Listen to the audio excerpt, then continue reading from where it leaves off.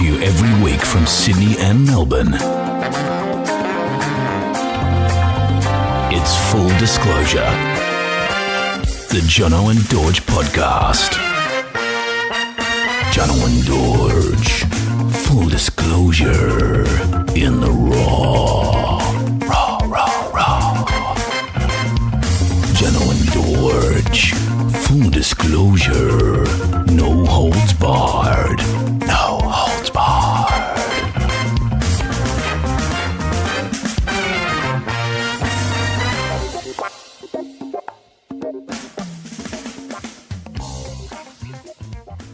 Okay, welcome to episode 9 of Full Disclosure. That's it. Coming to you from Sydney and Melbourne on an almost weekly basis. Jono Burns, how you been? Yeah, you boys here in Melbourne on the coalface, pretty good, man. Pretty good. How's the weather down there? It's freezing. Is it? So cold, Dorje, that I woke up this morning with a little ice block right next to my my boxer shorts, right near my bum hole, and I put it in the fire and it went... What the hell are you talking about? Froze my fart. You get that? It frozen fart. It's a little bit of a humour, a little joke. Oh, a frozen fart. Yeah. Okay, brilliant. What's the target demo for that gag? Was it like a 9-year-old or something? I reckon I've got about probably 15% success rate. I think it's funny. I didn't make it up. But I think It's not bad. Joke. It's not, I thought you were talking about Ange for a second. I didn't know. Or a cat. Don't say her name. It's Honey Babe. Oh, you've said her name numerous times in the podcast. Maybe 15 times. Yeah, maybe. Maybe you're right. But the theme for this week's episode is... Camping. Camping. Carry on camping. Lots of hijinks. Yeah. People going to the wrong bathroom, tents falling down, but people naked, running through the forest, all that kind of fun stuff, I'm assuming. I've got a little camping joke for you. Which I made this up. Which rugby player loves camping because he's so good at it? Who? David Campese. It's good. Thanks. So good at it. Thanks very much. Yeah, that's good. So good at it. David Campese, the famous Italian, the winger for the Wallabies. Yep. Brilliant player. Did you watch him run around a bit? Did you mate, in your younger years? I hate rugby league. I've got no time for it. It's rugby union for a start. Sorry. I meant that. It's okay. No, we'll stick with it. Just like we stuck with your Katie. Who'd you call Katy Perry in? Yeah, Katy Perry, Kate Fischer. Well, Kate Fischer. George, that's a good way to start. I've actually got a redaction. Yes. Well, I'd like to apologise for saying that the flossing kid was dancing with Kate Fischer. She was really dancing with Katy Perry. Mm-hmm. But as a result of that, I did a little bit of Googling of Kate Fischer. And have you heard about her kind of reversal of fortune that's gone on in her life? I'm on top of it. Yep. Yeah. Quite amazing. Yeah. She's Fill us in though. Firstly, she changed her name to Tispora Malka. Is that a Jewish name? Yeah. She went full. I thought you were on top of it. She went full Jewish. I've got to pretend I don't know so that you can tell us. You see. So. Oh. So you are on top of it. Yeah. She divorced. She didn't get a great settlement from Packer's son. She got like that $2 million apartment in Bondi, but she moved to LA and fell in love with a Jewish guy and went. She was already part Jewish anyway, but she fully converted. Her dad's side? He stole her. Yeah, I think it's her dad's side. Yeah. And he stole all her money. Yeah, it's sad. And so she kind of went out. She was homeless for a little while, living out of a car. I think famously, wasn't she? Yeah, but in a homeless shelter in Melbourne, because that's when she did "I'm a Celebrity, Get Me Out of Here." Her charity was that place, and she shot up to 180 kgs. So she put on quite a bit of weight. And I told this to Honey Babe, and she said no fat shaming. So we're not going to be doing that. Sorry, mate. Sorry to spoil your fun. And then because I think we can talk about her pre the weight gain. I think it's okay. I mean, it is sort of objectification, but she was in Sirens, and she was famous for being, like many of James Packer's exes, a very buxom sort of woman, wasn't she? Yes. She was famous for being on that pasta act. Was it Latina pasta? Which pasta was it? Yeah, I think it was one of the Latina pasta, and she just spoke in Italian and was just pretty sexy. And that was one of my amazing movies that I saw at the cinema, Sirens. And that's when I kind of knew that I was destined to be a bit of a thespian, because I went with like a bunch of dirtbag mates. I think we would have been about 14. We snuck into Sirens. And you horny little Sirens, boys. The horny little, dirty little, smelly horn dogs. Pimply faced. Oh, yeah, just semen just pouring out. The pimples on our faces. Just Yep. Which cinema was right it? Was it in Frankston or something? Where'd you go? Like just knocking up against like kitchen benches, just trying to put ourselves out of misery. Did you at least drive a few suburbs away so you wouldn't see anyone you knew when you went to the cinema? No, it was Dad, because it was a single parent growing up, and so Dad used to just drop us at High Point, which is a shopping centre near Altona. How good was it hanging at shopping centres when you were a kid? Yeah, good Dad. He just leave us there for 4 hours and then just come and pick us up. So we used to do double movies sometimes, sneak into both. So it was about 4 of us, and we went to Sirens. And in Sirens, Elle Macpherson is naked. Portia de Rossi, obviously famously from Arrested Development, and Alec McBeal back in the day as well. Oh, is she? And married to one of the most wealthy women in the world. Talented as well, Ellen DeGeneres. Let's just call her Anyway, wealthy. all these naked babes, and I walked out of the cinema and I went, "What a delight that Hugh Grant was!" And they were like, "What?" But he was really great in that. That was before we knew all his tricks. Yeah. The hair acting and yes, obviously, I love you. Yeah, we were watching Georgie Had Love Actually on, which I loathe the movie, but she just started pissing herself laughing halfway through at Hugh Grant because he's exactly the same as he is in every movie, his character, completely the same shtick. But it works. It's good shtick. It's very charming to watch. He's very charming. Yeah. And he can't do anything else because he tried to do like an action film once and he can't even run. He can't run. He's just like... He's pretty much just a butter boy. He's made out of butter. Like there's just no definition at all. It's just and a pants man. And a pants man. Yes. Emma Thompson, I remember seeing it on one of the chat shows. I wouldn't mind doing a chat show one day. And she just said that she wasn't giving him a bar of it. He was trying it on with her during a film. And she was like, no, I'm not interested. And he was the most glum sort of sooky boy on set that was ever known because she didn't want to let him have his leg over with her. Remember he got caught with Divine Brown. That was a big... Divine big M. thing. Brown. That's right, yeah. Divine M. Brown, yeah. But yeah, so Kate Fisher, I think we love that story because it's such a reversal, basically. Like she was found... I think they found her again because they paparazzi got a picture of her like in a sheet or something, like looking super overweight. But yeah, hopefully she gets better. Does she, well... I don't know what that means, actually. I hope she gets better. What do you mean by better, mate? But, what do you mean by that? Just a bit better? Like, I hope she just gets a bit better. She's not fine the way she is? Is that what you're saying, mate? Is that what you're saying? Well, I don't know. No, she just... I mean, it just seems like it's a big reversal from... A big reversal, is it, mate? All. A big reversal. Oh, jeez. Jono and Dorje.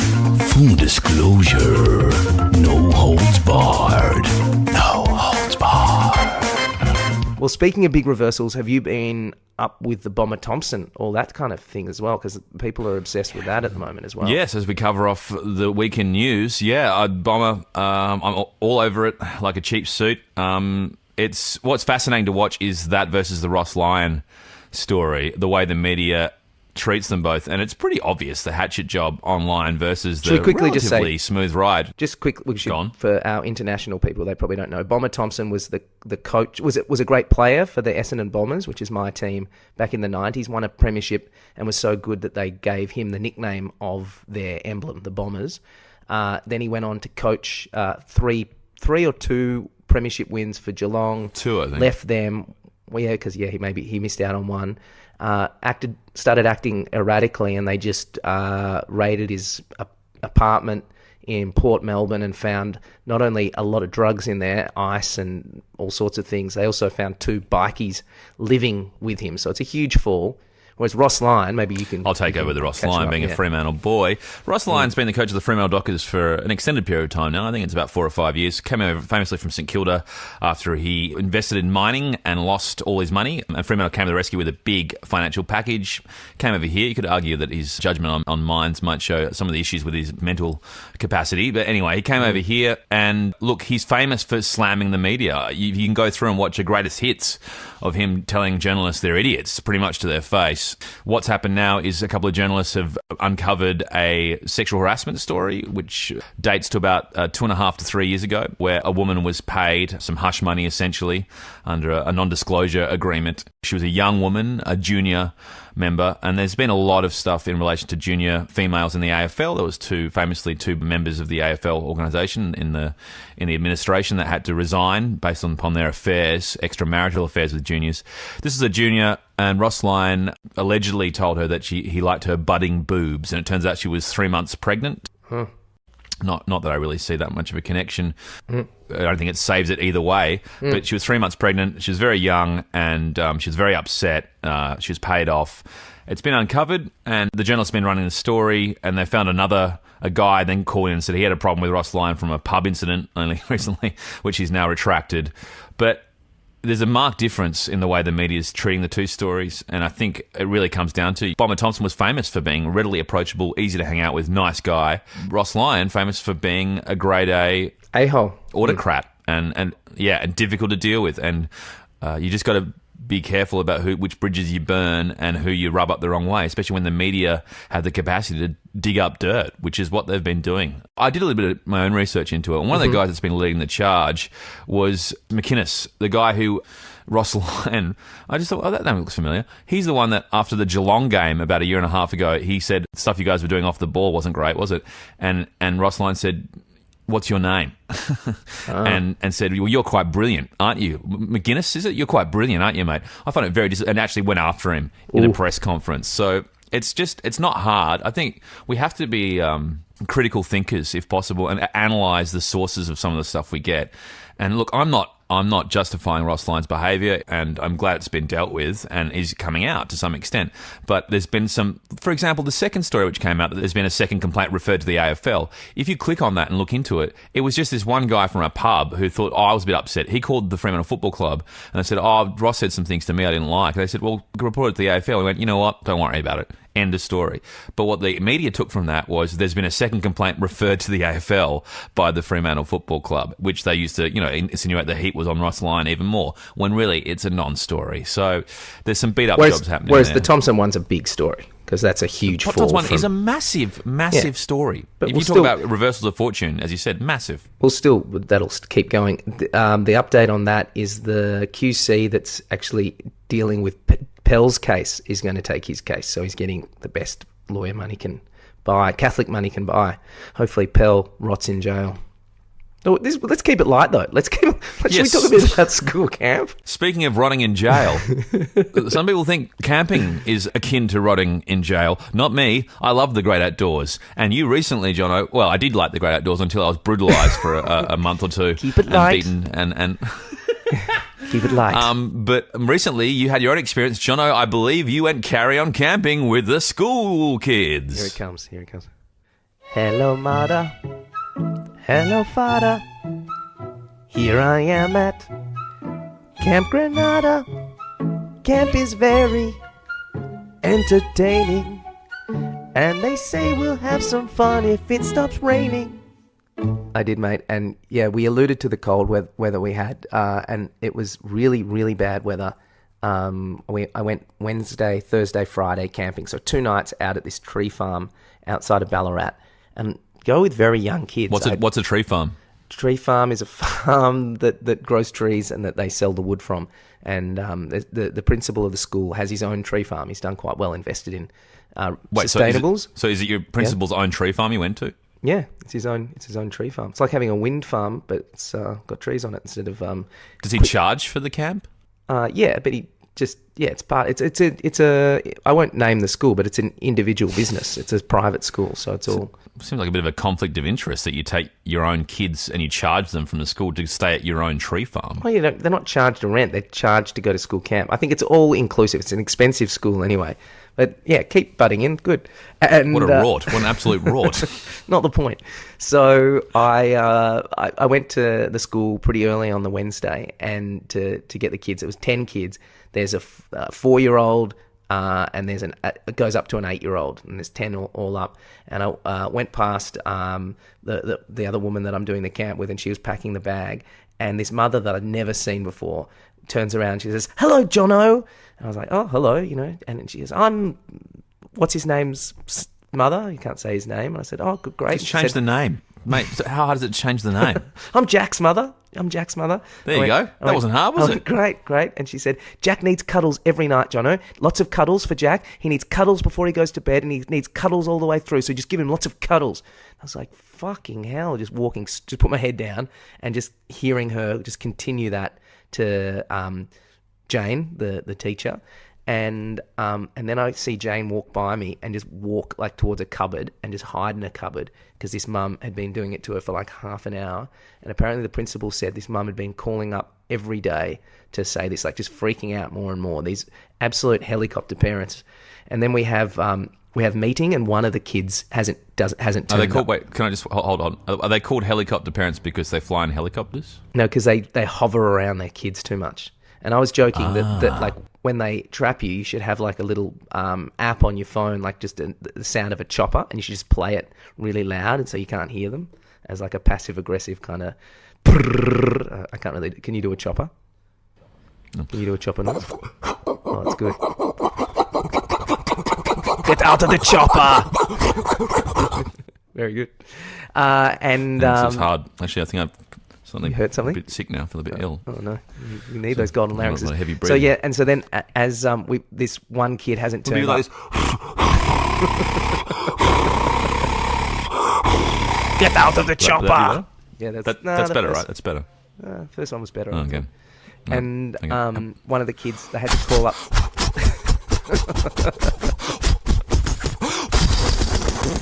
Is that better? Sounds a bit sexual, but I think All right, sorry. Move on. Imagine Sorry. if you started Sorry. making that noise, making love. So this parent, they just didn't send their kids to school that day, and so the teacher had to call them up and say, "Listen, if you miss this camp, we'll just send them on another camp," because it's a big part of the philosophy of the school is that they go out in the great outdoors. And we're on our way. Finally this kid turns up, and their parents kind of corner me. And I didn't really realize up until this point that they were the crazy parents, but the dad is this kind of like mousy, tall guy, leans in, he goes, "So what? It's going to rain. So what do you do on camp? Like, what are you going to do?" And I was like, looked at him and I said, "Oh no, they're like so worried about their kids." And shock horror, mate, the two shit kids on the camp were the ones with the really hovering parents. But we get there, it's pissing down rain all the time. It gets to 2 degrees, and so finally we just send them into a cabin to watch an iPad, and they're watching movies, which is very much against the philosophy of the school. But there's one kid who was the kind of most urbane. His parents were fine, the most urbane of the kids, and who kind of struggled early because he'd never been on camp before. But he was out there with me, out in the elements. We were playing chess. And putting logs on the outdoor fire, and he was really getting into it. Wait, it's not exactly out in the elements playing chess, is it, mate? Well, we're outside still in 2-degree weather while it's pissing down rain, and we're just keeping the fire alive, which is a fun activity because you cook everything on the fire. But as soon as there was a break in the weather, he said, "Can I go back on the flying fox? There's a flying fox there." And he'd never been on. I love flying foxes. Yeah, really fun. He'd never been on one before. It took him a little bit of. He was a bit scared to do it. Finally, he was a champ on it. So it was a real. He was my favorite. You're not meant to have favorites, but he was definitely my favorite. And we went a few more times on the flying fox, which is about 2 meters up high. And on his like 15th go, he holds it and he just lets go. Like not, he like What? Like as soon as he gets on it and just smashes on the ground, and I see him bounce on his side. Yeah, and I'm running up to him. I'm like, "Mate, are you okay?" How old is this kid? 8. It's his first ever camp, and I find out not long after that both his parents are lawyers, and one of them's a lawyer for ASIC that is taking it to the banks, and so he's like shaking, and I don't have my accreditation with first aid or anything, but luckily Jane, the other teacher, I call for her, she calls, and she very quickly just gets him to straighten out his arms and goes, you're all right, but he's fucking shaking, and she goes, it's fine, he'll be fine. So she sends him in to the cabin to watch the iPad, sends in 2 other people to watch the iPad with him, and we give him an extra marshmallow because we get marshmallows going by this point. But I'm like, fuck, it doesn't, I think he's not it's not good. Like he just, from that point on, just put his hand in his pocket and just kind of kept with his hand in his front pocket. And she said, "No, he's fine. He'll be fine. He's actually one of the more nervous kids, like, and maybe carries on a bit, in sport and stuff. 'Cause she knew him better than I did because I only do a couple of days. But I didn't feel good about it. And then I'm in the cabin with the 4 older boys, and she's with all the other kids in another cabin. And we heaps of tears throughout this camp. There's lots of homesickness. And I'm with these 4 animals, and he's the nicest. But I say, you got to be quiet. We go to bed at 6 o'clock at both nights because it's just dark and cold. So you go to bed at 6 p.m. And he just starts whimpering in his bed, and he's like whimpering and crying. I'm like, oh, mate. And I can't sleep, and I feel bad as well. And I'm like, just try and go to sleep, mate. And he's whimpering and kind of like making these kind of like little timorous noises.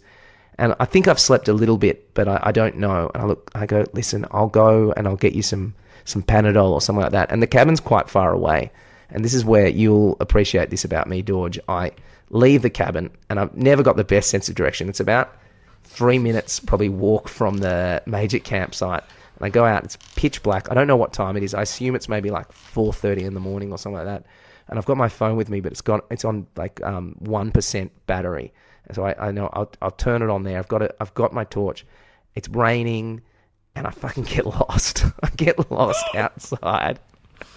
I don't know what time it is, but I'm just walking around, and I see like a light, and I don't know what the light is. I can't imagine the fire's still on, but I walk towards the light, and unfortunately, freaking myself out because I'm like, why is there a light?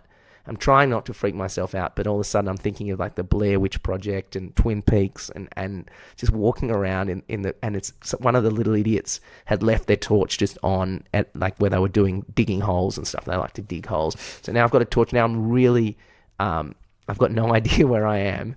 And I get to the point where, like, because Dorje will know this, and listeners, I get lost a lot. Like many times with Dorje already, I've got lost in different places. Like I've shit sense of direction.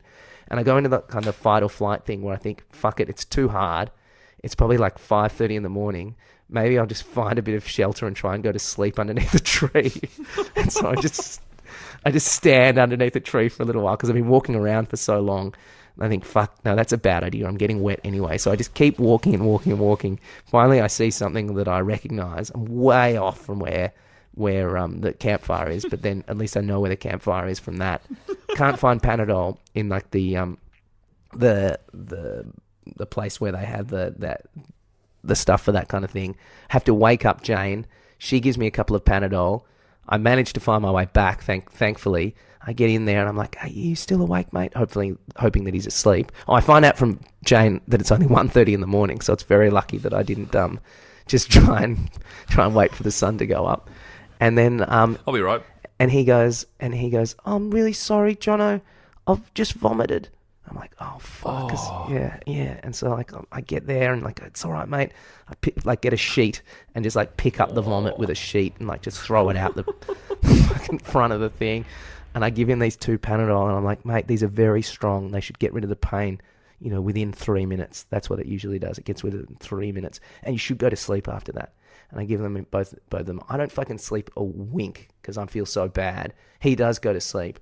And the next day, the principal's wife picks us up. She gets up at 5 o'clock in the morning to drive the 2 hours to Ballarat because she knows how bad. The weather was really, really bad in Melbourne and in Ballarat. So we leave early.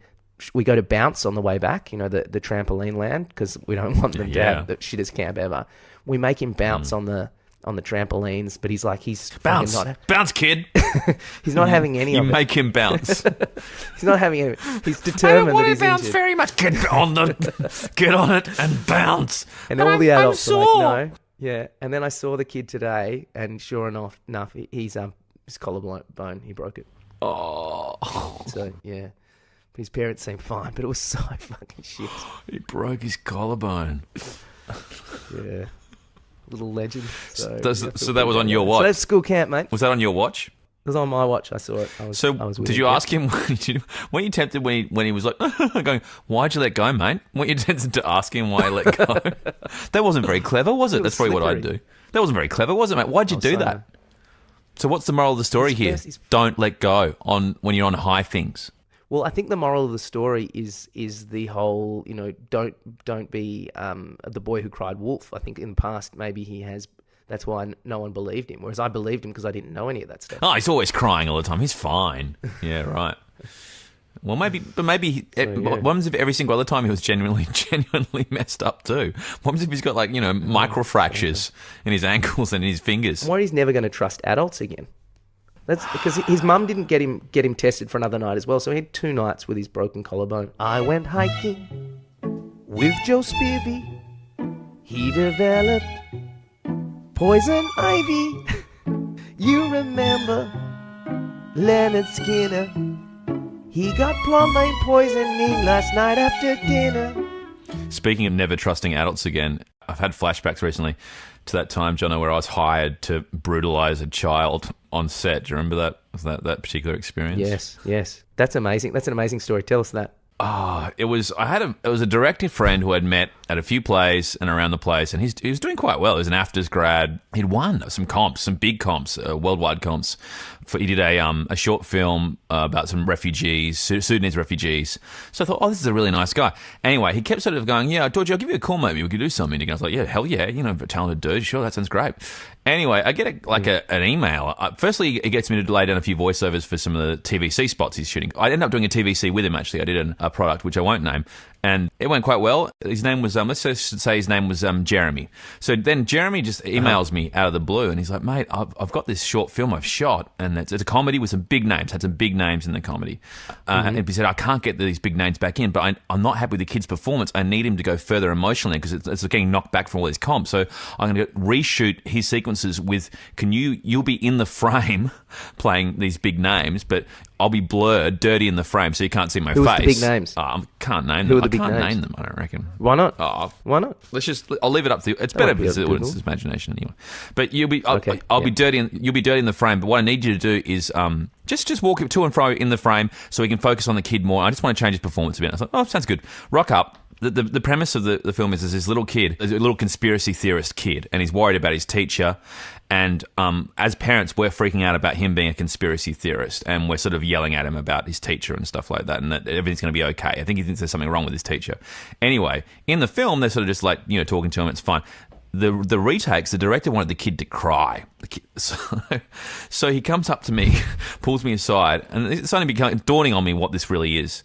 And he's like, look, I need you to go hard on this kid, okay? I need you to go really hard, really mess him up. And I was like, are you sure? He goes, yeah. And the mum's there with the kid. So, and then I pull the mum aside, and I'm like, listen, I'm going to have to yell at your kid a bit here. And she goes, yeah, it's fine. It'll be good for him. And I went, are you sure? And she goes, yeah, it'll be good for him.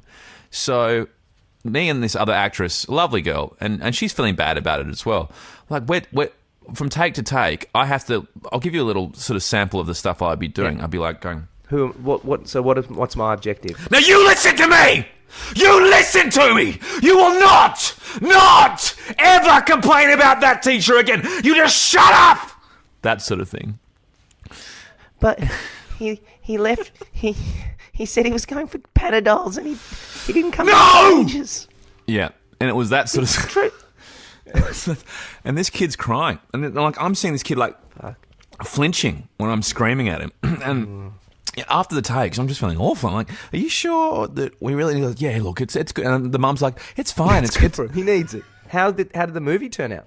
Well, I think it was better as a result. It got up. Did you ever watch it? It was a short. I haven't seen the recent. So they got into the Bondi Flicker Fest and all that kind of stuff. Yeah, but look, it was not a good... After the experience, I just came away. And I checked with the kid after. I was like, you okay? He's like, yeah, I'm okay. But he wasn't okay. He wasn't okay.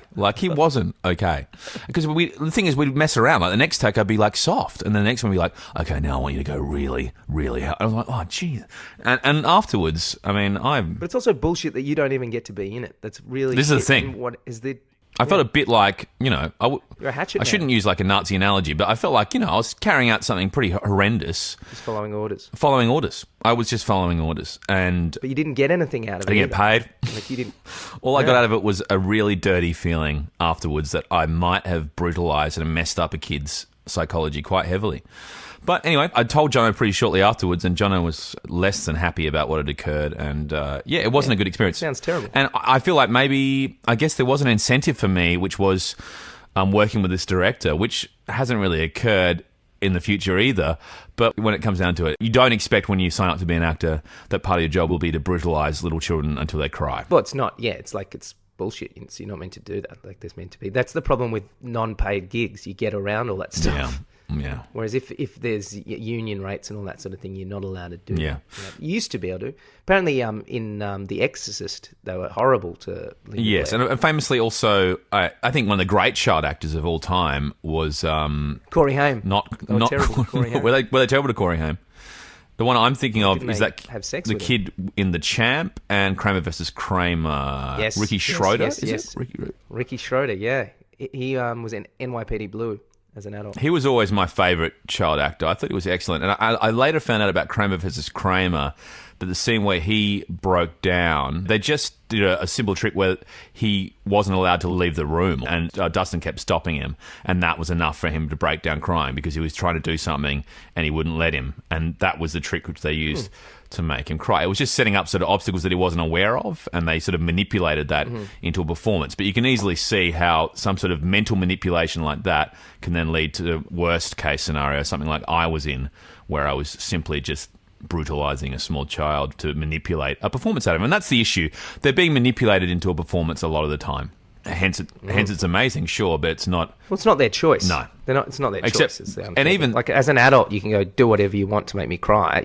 I've given you my consent. Yeah. It's saying here It's Ricky Schroeder. It is? Yeah, it's big time Ricky Schroeder. Because there's a picture of Justin Henry here in the credits for Kramer versus Kramer. Maybe Ricky Schroeder was in another movie, but he won an Oscar as a kid, Ricky Schroeder. Okay, so Ricky Schroeder is the actor I'm thinking of. He was in The Champ. I loved him in The Champ. Yeah, maybe it was a different kid in Kramer versus Kramer. Cute little kid, I think. Yeah, that was Justin Henry. And you're right, it was a different kid. Right. I just wanted to, it's important. Now that we're talking about movies, mate, maybe we should do your review of the week. All the counselors hate the waiters, and the lake has alligators, and the head coach wants no sissies, so he reads to us from something called Ulysses.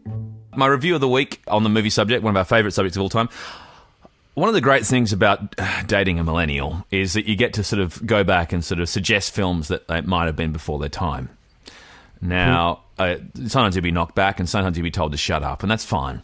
But in this case, I had this film that's kept floating into my head because I think it seemed to me like incredibly topical, but also maybe because I think it probably has a fair bit in common with myself, when you often feel like, you're a bit of an imposter sometimes in certain social situations.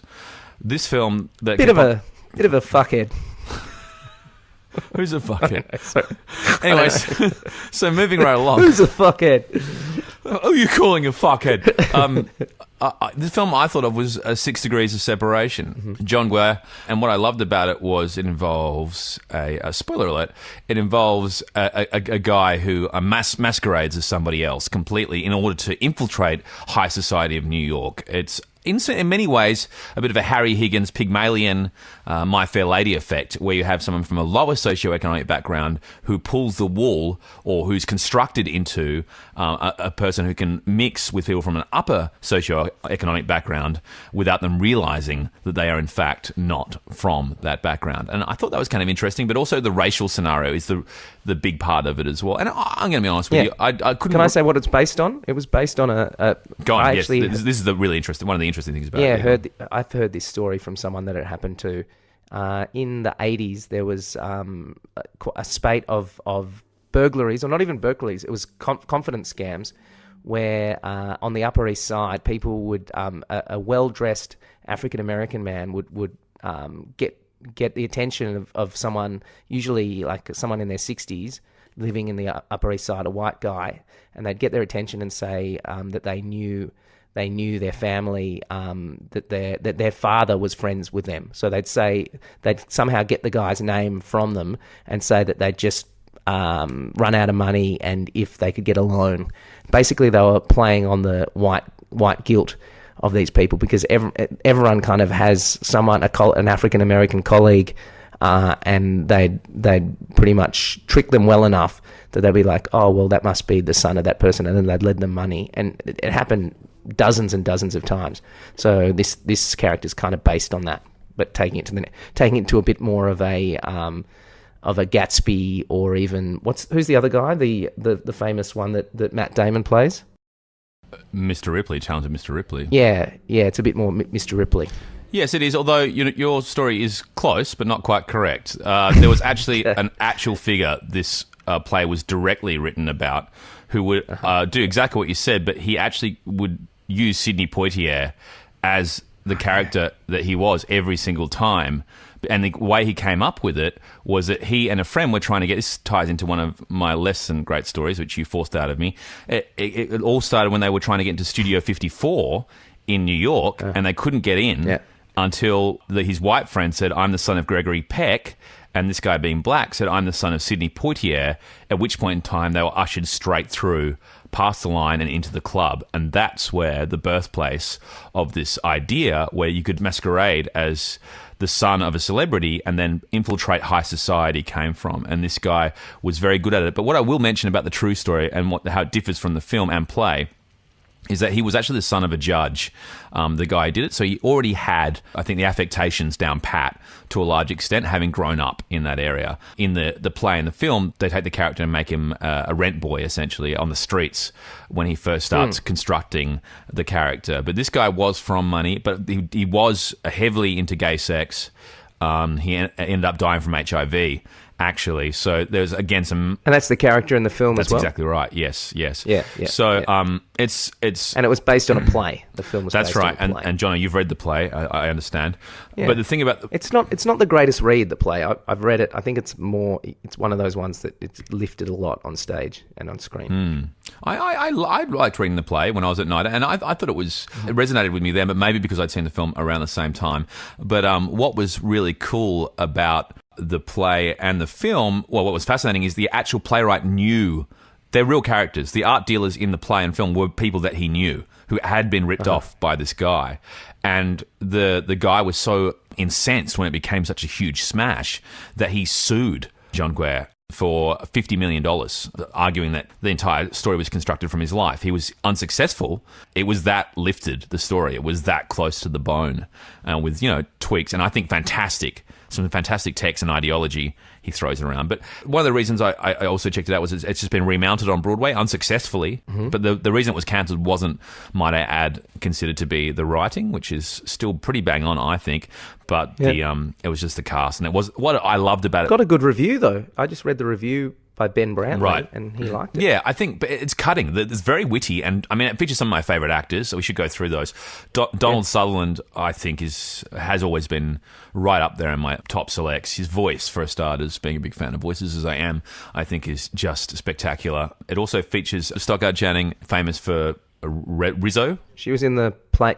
Was in the play as well, the original production. She's fantastic. I thought she was brilliant. She plays. She's in The West Wing too. She plays the wife of the president. Oh, okay. Yeah, I've got a lot of time for her as an actress. And then, of course, I should mention Ian McKellen. I'd forgotten about. Plays the South African in it, the wealthy South African who sits down to dinner with the imposter and the family and does, I'd say, a pretty dodgy South African accent. He definitely floats in and out pretty heavily, but he's still pretty good. This is pre Sir Ian. Speaking of 6 degrees of separation, that's 1 degree of separation for you, Jono, having rubbed shoulders with Sir Ian. That's all he got to rub. And then finally, I think, well, that's not finally, Heather Graham features quite in it as well. A young Heather Graham, when she was dating Heath Ledger, I believe, was just around that period. She has an amazing... She pops up in so many great things. So many things. Yeah. Long career. And I've got 1 degree of separation with her. I knew Heath during that period in Perth, grew up with him. And also I knew her younger husband, who I ended up hanging out with in LA for quite a little while as well, only about 5 or 6 years ago. So 1 degree of separation there for... Was that 2? That's 2. Very cool. Yeah, cool. How many degrees do you reckon you have with Will Smith? How could you... Well, I know I'm good friends with the Porch and Parlour people in Bondi, which is a lovely cafe. And he was recently all over Porch and Parlour on television, eating there, loving it in Bondi. So what's that? That's 1 degree. Again, I suppose 1.5, 2 degrees, whatever you want to call it. So yeah, pretty close with the Will side of the story as well. But anyway, moving forward. Was that his first film? That's a really good question. It was straight out of what I was thinking as I was watching it. So, dear listeners, Will plays the role. And I will admit, one of the reasons I was thinking about it is I think it's a great role, fantastic role. I mean, how many times do you get the chance, a la Audrey Hepburn, to transform from someone with no money to someone with heaps of money, or at least the ruse of having heaps of money before the audience's eyes. And get to play a charming person, a super charming, eloquent, intelligent, attractive. Yeah, it's a killer role. It's a great role. But like Ripley. That's right. I didn't think of Ripley, but you're bang on there as well. But both fantastic roles, dream roles, in fact. But you'd say that Will Smith has more charisma than Damon. Damon doesn't play him with charisma so much, though. Damon plays him just as someone that can just transform to whatever you want him to be. Yeah, there is that element. I will say about Will Smith in this role is I kept thinking of Fresh Prince. I mean, that must have been a reason I think that he got a look in, or I felt like it was a strong reason. He played a black man from Lots of Money in Fresh Prince of Bel-Air, famously. I loved that show growing up. I watched that so much. Just having a flashback, I used to drive past the Universal lot in LA, hang out with an American dude, and I heard it from 2 or 3 people, so I think it's a pretty accurate story. If not, it's a great urban myth.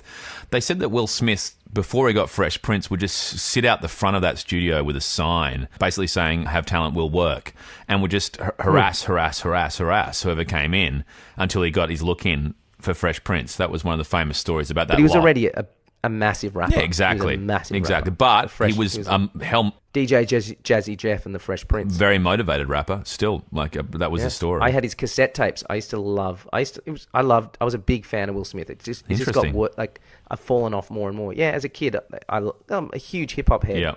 But I couldn't find the good oil living in Williamstown. Yeah. So I think my first rap was I had Run DMC, but then after that, and I had Beastie Boys. But I think Fresh Prince.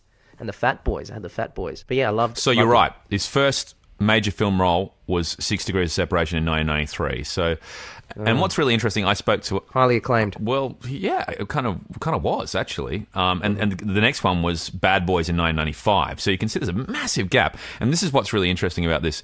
So when I told Georgie, Will Smith was playing this character, she's like, oh, no, really?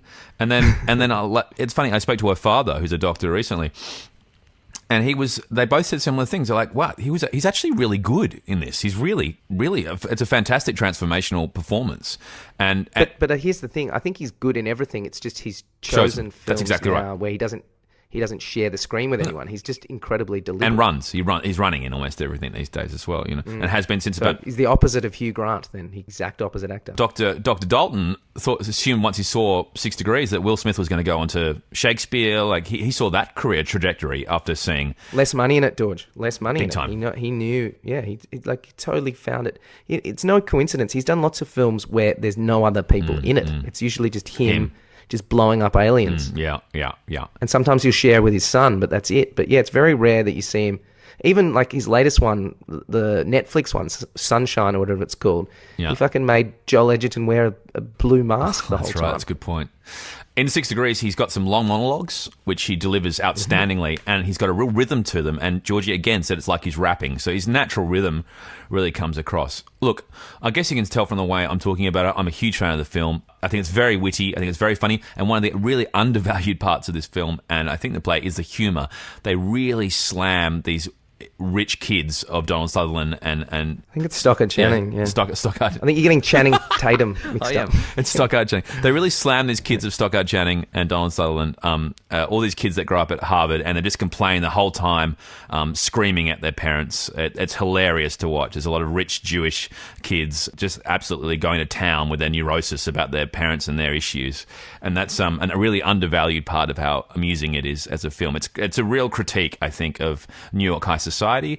And what's really nice about it is the Stockard Channing's guilt and her connection she forms with the kid, which is really, without giving too much away, I believe she is probably the actual true protagonist of the story itself. It's about her journey. It finishes with her as well. And being a fantastic actress, I think she holds it fantastically. So for me, 6 Degrees of Separation, I give it a solid, out of 10, I give it a solid 8. For me, I think it's a really great film. It's aged incredibly well. Some films don't age very well, and sometimes I'll bring something up and Georgie said, that was a turkey. Why'd you make me watch that? This film has aged very well. The concepts are fantastic. Thoroughly recommended from Georgie Swallow. Take me home, oh mother father, take me home. I hate Granada, don't leave me out in the forest where I might get eaten by a bear. Well, do you have any camping stories that you'd like to talk about? Well, yes, you've got me waxing lyrical now. When it came to your little story of Jack's little vomiting episode in the tent when you clean it up with the... What did you clean it up with? A sheet, with the sheet. A sheet, yeah. I had my own. And then he's left in the bush. He left in the bush, that's right. I had my own problems with... I mean, it's funny. I guess the lack of toiletry facilities is one of the major issues when camping, but it does seem to bring about bodily fluids quite often. And that's all well and good when you're with kids, but when you're adults at music festivals, it's not such a great look. This is my full disclosure for the week. Again, I think it's a pretty solid tale. It does involve an ex. I'll start with that caveat / disclosure. Don't even try and say her name. I'm not. Say No, an annoying Her ex. name was Diane Fornell. Diane Fornell. Why? Why do that? Well, because it's funnier. Okay. And also, I need to be able to say a name when I'm talking about the person. Oh, yeah. Okay, Diane. So it's Diane. Yeah, Diane Fornell. Okay, so Diane was a millennial, a younger girlfriend I had. She was an actress, and it was after I long since decided never to date an actress again, but I made an exception for Diane. We had a great rapport, and things were going quite well. She was very intelligent and lots of fun. Oh, so you're not going to say anything that any chance of you getting into trouble here? Oh, well, who knows? So Diane was also from a very affluent background. Her parents were very successful in the entertainment industry. I guess she's, in many ways, you could consider her an heiress in some ways. Right at the top end. Through her, I had to spend time with some luminaries of the Australian wealthy set, like Kate Waterhouse and Luke Ricketson and all those sort of people, and I didn't really enjoy it that much. Anyway, we'd been going out for a short period of time. Things were going quite well, and we decided we'd go to a music festival down in Victoria called Boogie, which is a really fun festival. It was Jono's idea, I believe. Jono and his friends, some great friends of Jono's, Melbourne friends I've made over the years. This is a good thing that I was a bit annoyed with you that you were like, just organise a costume for me because it's a big costume party. So I thought I was going to stitch Dorje up a beauty. I was going as one of Siegfried and Roy, and Sam Marquardt was the other lion tamer, and so we were playing just gay lion tamers, which was really fun. But so I got Dorje a massive gorilla outfit, and I was like, that's going to be hilarious. He's going to be in a gorilla mask the whole time. But he still managed to to coif it into quite like a flattering kind of costume. And there's some photos up, isn't there? There is. I think it features. You can see it on our website, fulldisclosure.com.au. Peeps, check it out and subscribe. Anyway, so we're heading down there, and dear sweet Diane was going to have to come down from Byron because that's where she was based. It was one of the things we had a connection was she'd grown up predominantly in Byron. I'm from Fremantle. There's a cool sort of like hippie type vibe thing that we shared, and that was nice because a multi-millionaire hippie that owns half of Byron. That's the Byron effect, though, right? It's like it's what's so affected about Byron. It's like I'm so down to earth and stuff, but yeah, I'm onto Instagram and I've got millions of dollars. But yeah, like just stop cramping my energy. I can't stand your negative vibe. Anyway, so yeah, I'm coming down to this Boogie Festival. It's average age demo at this Boogie Festival is kind of interesting. It's a little bit older. I'd say around 35 to 40 almost, to a large extent. Not back then. We were probably in our about 32 or something. Yeah, this is a long time ago. Can I just another caveat? This is a long time ago. Okay, people. So anyway, we get down to the festival. I get down earlier. She's that's right. She was coming down to meet us. Anyway, she ended up getting lost almost on a bus, and it was a little bit dramatic, but she got there. We arrive. We're setting up. Now, I've got a lot of friends of Jono's there and a lot of mine that I don't see very often. So I'm, socializing, introducing them, etc. It's going quite well. Then we borrow a tent from Jono. Jono organised a tent from whose tent was it, by the way? It was Bex's old housemate, Edley. Edley, lovely Edley. Guy. A bit of a blue blood for the record, Edley. Very well spoken, MCC member. Lovely guy. Anyway, so we set up the tent. Things are going great. I started having a few drinks, and then dear sweet Diane is wanting to, party a bit, but she's really got a hankering, being a Byron girl, for a bit of weed, aka THC, aka marijuana, aka the herb. And I don't have any on me, and I'm wondering. And I happen to have. Did you check your butt cheeks? This is pre-butt cheek story. Okay. So I'm looking around the festival, just wandering around and having a drink, and I've got at this festival, I had this cool Blaze Up 420 singlet, which is like based on the Portland Trail Blazers. It's a cool hip hop style basketball jersey with Blaze Up 420 written on it in the style of the Portland Trail Blazers. So I've just got it recently from overseas from a guy from Perth who imported them from overseas who had great style. Anyway, I get this. It's a bit small, but I get it. Rocking around with my drink, and some guy just approaches me at this festival. It's a cool festival, pretty big. I'd say a few thousands, lovely people, that sort of Victorian chill vibe. And this guy's like, "Hey man, do you want one of my cookies?" And I was like, well, what kind of cookies? And he looked at me and he was like, "Are you wearing a Blaze Up 420 singlet?" And I was like, yeah. And he goes, well, what do you think? I was like, oh, cool, okay.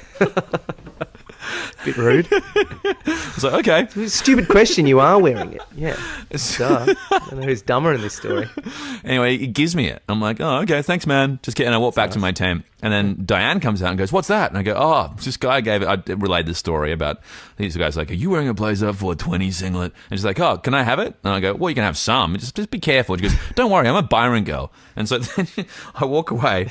For a bit, talk to some other friends, come back, and she's eaten the whole goddamn biscuit, right? The whole cookie. Oh.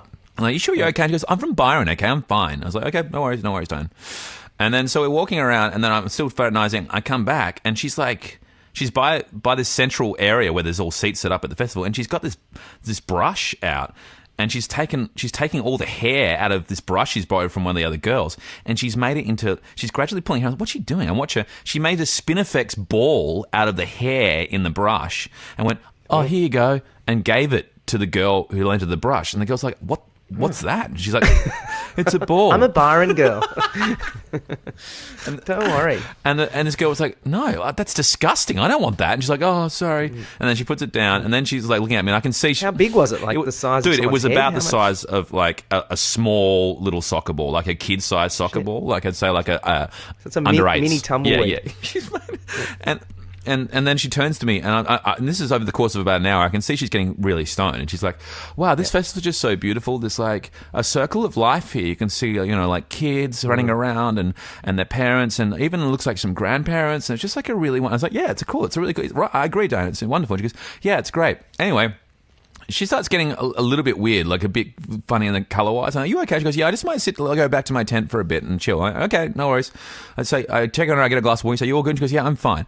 Now, this is where I suppose I could be open to some critique, okay? Because I am here with a whole bunch of friends I barely see, and they want to hang. And my new partner, who I've been seeing at this stage for a period of literally, I'd say 6 weeks, is a little bit under the weather. So I check on her, see it's fine. I make the decision that I'm okay to go and go hang out with my friends. So I go hang out with my friends, and what I do is every hour I come back and check on her. So the first hour I come back, she's still not feeling great. So you okay? And she says, yeah, I'm okay.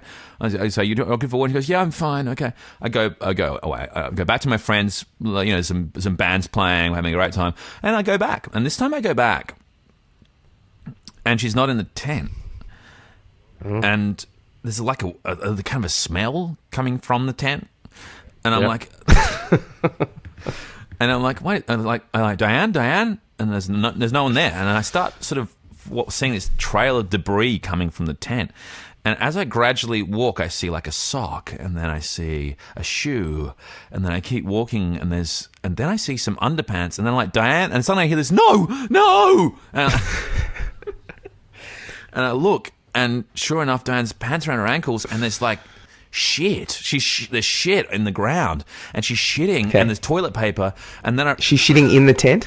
No, so she's gone. She's shitting in like a grassy area, but then I realize as I go back to the tent, there's fecal matter like on the tent, like it's up near the. I don't know how this happens. It's like on the tent flaps. It's on the near the floor. There's a bit on the roof. it's a lot. It's like that sort of baby shit, like that sort of greeny yellow color, and it's like there's a trail of it. So it's gone from the tent, and she's gone, and like she wasn't vomiting. She was just shitting. There was no vom. It was. And so, yeah, she's covered the tent and everything. There's shit everywhere. It's not your tent, remember. It's not my tent. It's Edley's tent. And it was. But remember, I came in as well. Do you remember that? That was the next morning. That was the next morning. Okay, yeah. Oh no, I think it was. I didn't handle early it well. on. You checked on it early on. And you're like, oh, it smells. I'm like, yeah, sorry, dude. Anyway, so we cleaned it up a bit. I managed to clean up a bit, but for the record, the tent stunk like shit for the whole festival, okay? Yeah. And then the next morning after you poor guy. Fun times, you didn't even clean it. You just gave it back to him. We wiped it down as best we could, but you came into the tent the next morning, and you're like, "Hey guys," and you're like, "Oh," and you're like, "Oh, it stinks." And we're like, "Yeah, it still stinks, dude." And you like backed away. You were like, your attitude changed from happy good morning to like, you know how you got quite a delicate nose at the best of times. Yeah. And yeah, it stunk of fecal matter. But it was very early on in our relationship. She alleged consistently that it was my responsibility. I should have stayed with her throughout the process, which I get. But to me, I was balancing social commitments and the partner. And yeah, I don't deny that I'm about each person being relatively self-sufficient. I'm probably not the best at sort of sacrificing my own interests. It's a tough one. It's a tough one because often people don't want you being near them. That's what I thought. That was the vibe I thought she was giving anyway. Yeah. But yeah. You didn't know she had the shits. You made the decision before that. Yeah, it went pear-shaped. And, there's lots of... I've got more camping escapades that I'll tell you over the next 20 or 30 podcasts. Lots of those ones. But yeah, it was not a good look early on in the relationship. You could say it was a smell of things to come. But it was unfortunate in many ways. But we got through it at that time. And the rationale at that time is if we can get through this, we can get through anything. And that proved to be incorrect. But at the time, it was quite a bracing shock. Take me home. I promise I will not make noise or mess the house with other boys. Oh, please don't make me stay. That'll do. No, that's enough. We don't need the whole song. Another time, coming back from a camp, yes. This is a play camp because there's so many different types of camps, right? There's like camp quality, play camp, summer camp, arc camp. What's arc camp? It was a gay bar, it's camp, or like Camp David. Yeah, yeah, that's right. It's like, hey, I'm Cape Date. Come and stay with me, Dickie. There was what's the other one where they go for sport? What do camp horses eat? What do they eat, George? You tell me. Hey. Yeah, we got there in the end.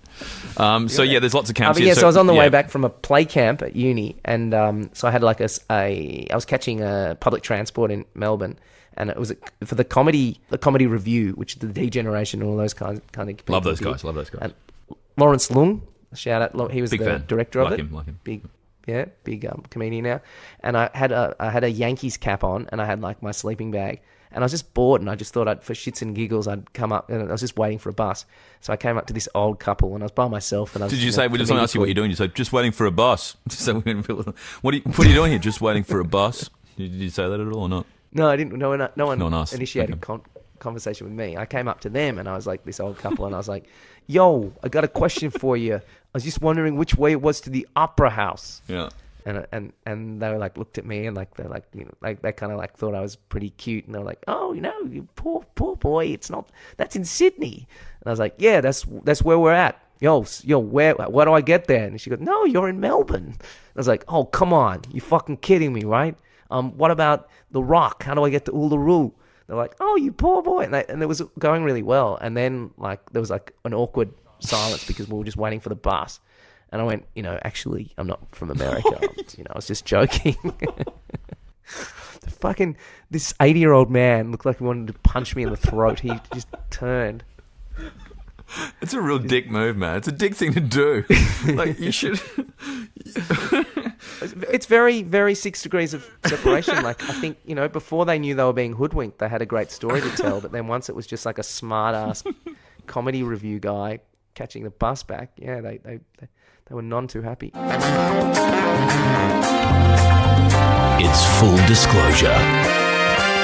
The Jono and Dorje podcast. I'm just going to take a piss then. I'll be back in a sec. Okay.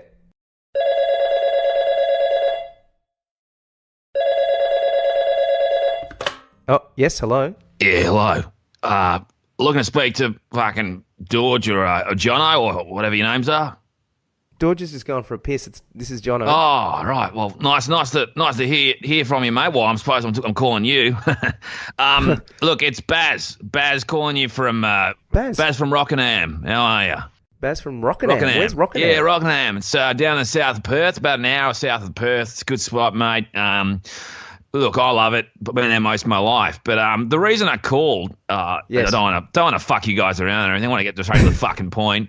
Is you guys talk. We appreciate that. Oh yeah. Well, yep. You don't want to fuck around, do you? Like, life's too fucking short, isn't it? Yeah. Like, you don't have time to fucking just chop and change and talk about anything. But you guys do talk a bit long for the record. I reckon it could be a bit shorter. I'd put it around. Okay. Most people reckon like 20 minutes to half an hour is most people's attention span this day, especially when you got stuff to do. Like you're going to go to the TAB or you want to go and have have a root or a feed or something like that, you know. But anyway, just came to talk to you. Well, didn't come.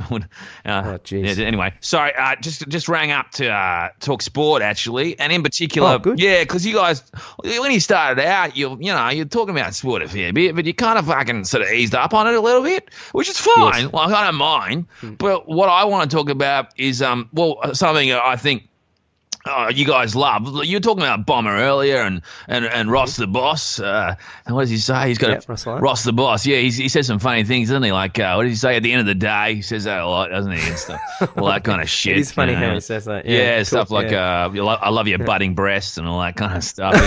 He's a funny old man. Yeah. Anyway, what I wanted to talk about was footy. And who do you go for? You go for the West Coast or for the Fremantle Dockers? Oh no, mate, I'm a Geelong boy. Yeah, just from way back in the day. I used to get really pissed off. You know, if we didn't win, I used to break something in the house. I used to get an axe out and literally, I broke a couple of TVs and stuff like that. Yeah, I used to really give back in the Ablett days, especially when Ablett Senior. Yeah, back when Malcolm Blight was coaching. I was really behind the team. And we used to score a lot, but we didn't. Anyway, I digress. Anyway, the point I'm talking about is AFL footy and what's really missing these days from the games. Yes. What I've missed more than anything else. And you tell me what you think it is, mate. Just hard at it. Like they all seem to be mates now. No, so not maybe, that. No? What else? Okay. Streakers. No, well, they're all right, aren't they? Don't mind a bit of those. Don't tell Shirls. Hope she can't hear. Nothing, Shirley. Nothing, just talking footy. What else you got? What else would you miss? Just talking footy, Shirley. Shirley, we're just talking. We're just talking footy, all right?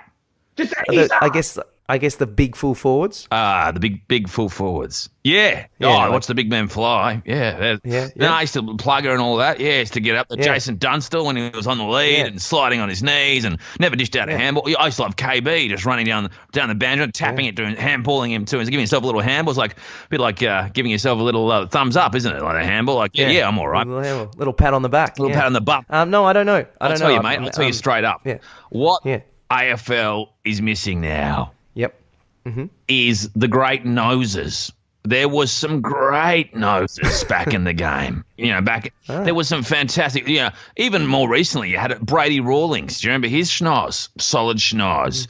But then you go back to someone like a Johnny Platten. Boy, that was a good nose. The rat. I think that, yes. Well, he tried to fool us with that long hair to take us away from his nose. Immense schnoz. And then you got people like, Clint Bizzle had a fair snout on him. But Dennis Committee played a little bit for West Perth. He was do you know Basil Zemplis used to run around in the twos? They've got big noses. Yeah, there were some good ones, but I thought overall, even John Gastev. Do you remember John Gastev? He had I used to love Johnny Gastev. He had a real schnoz on him, Johnny, and I think go on. Dunstall kicked about 19 goals on John Gastev. That was his direct opponent.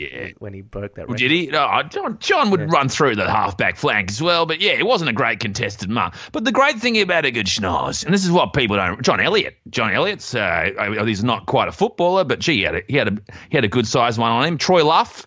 I can go all day on Dean Cox. Dean Cox. So you're saying at the moment there's not a big noses. The thing about a good schnoz is when you're running around, it takes the opponent's mind off the ball, and they often just can't help themselves. They try and hit you right in the schnoz. They just try and bash you, right? And pound it down, pound it down. And that's what they're thinking. Phil Matera. Now there's a who can forget that? Sure, Peter, he might be able to run down a wing, but Phil Matera had a nose for a goal. He had. Do the Watsons? Do the Watsons have big noses? Solid schnoz. Some people reckon Dean Rioli had a pretty big one. Did you think it was big? But Brett Burton. Yeah, I think it was. Do you remember Brett Burton? He had some bigger things than he had some breasts on him. Bit of a tum-tum on him. But no, that's what's missing for me. And it's underestimated as a tactic because if you're blinded by the size of the schnoz, and it sort of seems to set off something in the opposition. And these days people get it fixed. That's what I reckon. I reckon these players that are coming in, these pretty boys like your Mark Murphys and all these kind of types, they've all had nose jobs, mate. They've all had it. They've all gotten rid of it. They've gotten rid of what is their primary asset. And the primary asset is having that strong beak, which you can then lean across, grab the handle, flick it out, wipe the snot off your face, and someone goes, well, there's a fucking player. There's a play. That is a hot take. That is a hot take on Full Disclosure. Thank you for that. That's what we're missing these I'd never days. thought of it like that. It's just something to leave you on. I'll call in when something else comes to mind, mate. But if you could just try and let's bring back the schnoz. That's what I reckon. Bring back the schnoz. And, you know, okay. people that like could be a catch cry. Ben Cousins and all those types, they've given the schnoz a bad name. You know, they reckon just because, you know, a bit of white line fever, if you know what I mean, that people start thinking that the schnozzes are just for putting stuff up there. But it's actually about sniffing out a great play, leading with the face and saying, I'll cop it sweet. You can break my nose, but you can't break my spirit. Yeah, well, yeah. Fantastic. Yeah, well, look, great stuff. I guess, yeah, there's a lot of broken noses in football, like Sean Denham and those kind of guys. Oh, yeah, great nose. I mean, yeah. The other ones no come to mind cartilage for you? left in it. Sorry? The other noses you like? Yeah, Greg Anderson, I think, had a pretty strong nose. Yeah, it's good. I guess maybe, some Italian, like Roman kind of noses. I'm trying to think, did Koutafidis or Christou? You'd think someone like Brett Ratton with a name like that would have He does have a big nose. He doesn't have a big nose. No. But I reckon I've reeled off most of the big. I reckon I've reeled off most of the big ones. Yeah, what's for dinner tonight? What do you Cheryl! eat around Rocky? Cheryl! Ask her. What's up for grub? Grub. Okay. Yeah. What is it? Yeah. Bit of lamb and 2 veg, mate. Just going to go with the broccoli. Give the broccoli a run and the cauliflower with the nice cheese on it. You know, that stuff. Oh, yeah, cauliflower cheese. I love lamb that. and 2 veg, mate. I love what Shell does. I love everything about Glass it. of red wine? What's that? Glass of red wine or Cask. a couple of Swannies? Yeah, we might have a cask out there somewhere, but no, we do. Good wine. We do Swan Lager over here, mate. You should come over. Yes. It's bloody nice. But look, let me know when you think of some great schnozzes in your time. But yeah, for me, when I'm watching the telly and when I'm not breaking the telly, when the cats are having a bit of a mare, I'm generally looking at the schnozzes, and I reckon it's just something. I don't know what's the rhinoplasty or something, but they just aren't there anymore, and more's the pity, in my opinion. Bring back the schnoz. Bring back the schnoz, mate. See you, mate. See you, buddy. Great stuff. We should have asked him for a rap. Look, there's rumours. I've just got back from the switchboard. Apparently there's a track. He's more of not a rapper, but more of a guitar sort of Willie Nelson type. And there could be a track about his love of the schnoz. He might send. You absolute beauty. Apparently the rumour is that'd be he's great. happy to send it to us to end this week's podcast. So something a bit special there for us to look forward to. Fantastic. Maybe fingers crossed. I hope it's a corker. I didn't really hear much of what he had to say. No, it was good stuff. It was good stuff. It's good stuff. All right. Well, any final notes on this week's episode, mate? Anything you want to say as we wrap off? Well, I guess you and I have done a lot of camping, so maybe we'll just throw some more camping stories in throughout the weeks. But you broke a kid's collarbone. That was a great way to finish the week. You broke a kid's collarbone. I probably broke a kid's psyche screaming at him. So we've all got our skeletons in the closet. We've all done a bit of damage, but you're doing a lot of good things for kids across the country and have done for years. So you're in credit, mate. Yours truly. Not sure if I'm in credit when you combine the fact that I'm also the voice of a casino. Yeah. Every time there's a jackpot going off. So I'm probably in the debit column. What do you say? What do you say at the casino? Every time there's a jackpot or an area at Star City, there'll be my voice going, and there goes another jackpot, that kind of thing. And come on down to this area now where there's a jackpot just about to go off. There's that kind of thing going on, and there's like music playing in the background, and they're like Pavlov's dog. They just get sort of moved to another area of the casino chasing that elusive jackpot, which will probably save them from losing their second or third or fourth house. So yeah, it's a little bit in the negative column, yours truly, but thancefully I've got you as a friend. You've done lots of other great things, mate. And you edit this podcast, which I really appreciate. No, that's fine. Actually, I will say before I wrap up, just so listeners don't think I am the biggest cock of all time, I did recently have a voiceover which won an award Australia-wide, and more importantly, that voiceover was about water safety in terms of not drinking and doing drugs and swimming because you can drown. So that's a positive message, one of the nice positive messages I've put across through my career, which hopefully might even save lives. So there is the odd piece of credit there, don't you worry. Beautiful stuff, mate. All right. Look forward to catching up next week. Well, yeah, I guess to wrap up, thanks for joining us for another episode 9. I hope you've enjoyed some of the tales of hijinks and camping. We'll come back to you in a week's time with episode 10 with a new theme and a new vibe. I'm really looking forward to episode 10. We'll have to make it a big one. That's our first milestone. That's right. It could coincide with the way things are jacking up, and I mean jacking up in the ratings. It could be coincide with our 500th listen. So we're doing they're coming from all across the country, all 500 of them. So when we hit that mark with episode 10, we're going to promise you something pretty special. But when I say special, there's nothing better than Jono Burns bringing out the old budgerigar in the larynx. So Jono, take us away with your camp hijinks number. Hello, Mother. Hello, Father. Here I am at Camp Granada. Camp is very entertaining. Yeah, this is Baz. Just thought I'd whack in this track for you. Sorry. Look, a lot of people say I sound a bit like Elvis.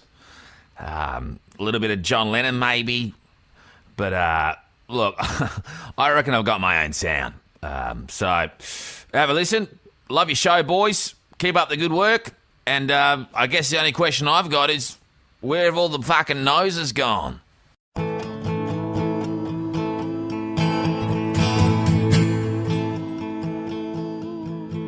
John Gastiff, he came down like a bolt of blue. He taught them a thing or two about what you're supposed to do. He had a strong nose and one you can't argue with. He had an attitude, adjustment required within. And I said, where have all the noses gone? Oh, where have all the noses gone? They've gone to a better place, a better place. It's a terrible, oh, it's a terrible waste. Brady Rollins, where have all the noses gone?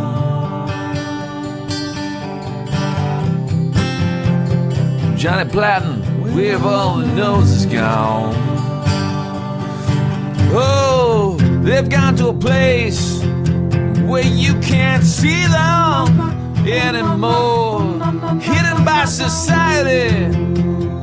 Oh, behind a locked door. Yeah. Oh, where have all the noses gone? I tell you, I want to know where all the noses gone. Oh, they haven't gone to a better place at all. No, there's been an all-white jury. It's called the AFL Tribunal. Oh, they got me on the phone. They're telling me not to moan about the state of it all. Yes, I said, where have all the noses gone? Just tell me this. Where have all the noses gone? I feel like I'm never gonna see them again.